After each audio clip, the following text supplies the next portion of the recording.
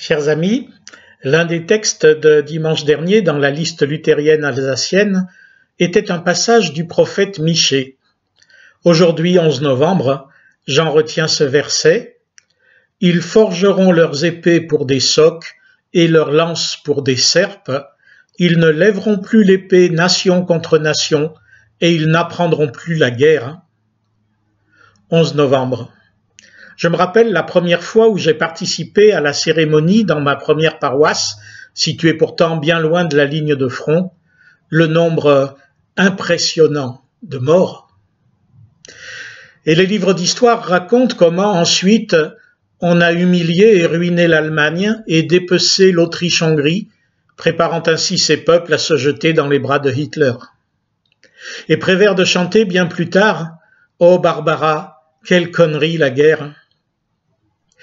Alors que tout notre pays honore avec raison et reconnaissance les morts de cette grande guerre et ceux des guerres et autres opérations qui l'ont suivi jusqu'à aujourd'hui, il est bon de se tourner vers l'espérance du jour où Dieu essuiera toute larme de leurs yeux, la mort ne sera plus et il n'y aura plus ni deuil, ni cri, ni douleur. Car pour le prophète comme pour le visionnaire, ce sera là l'œuvre de Dieu et non pas la nôtre, car nous sommes incapables de paix, même dans nos foyers et nos familles, même là où personne d'autre n'est coupable.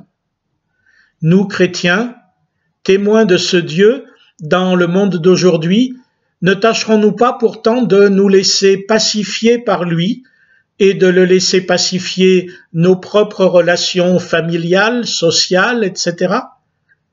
Nous continuerons, certes, à prier pour notre gouvernement et nos élus, pour nos soldats, nos policiers, nos pompiers, nos soignants, nos enseignants et tous ceux qui ont pour mission d'entretenir et de promouvoir la paix parmi nous et dans le monde, afin aussi que disparaissent les fauteurs de guerre et d'injustice.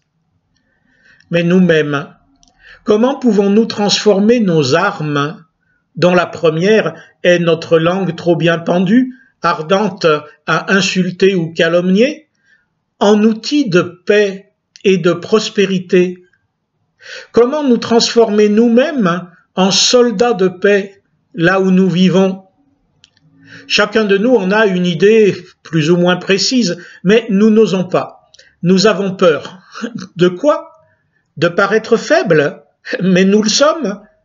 Que cette faiblesse soit donc notre force, tout comme Christ, tout comme l'apôtre Paul, à qui le Christ répondait « Ma grâce te suffit, car ma puissance s'accomplit dans la faiblesse. » Et si seulement déjà nous rendions concrètement vrai ce verset, ils n'apprendront plus la guerre, au bénéfice de ceux qui nous entourent, pour les générations qui montent, non pas pour en faire des lâches, mais pour en faire des gens debout.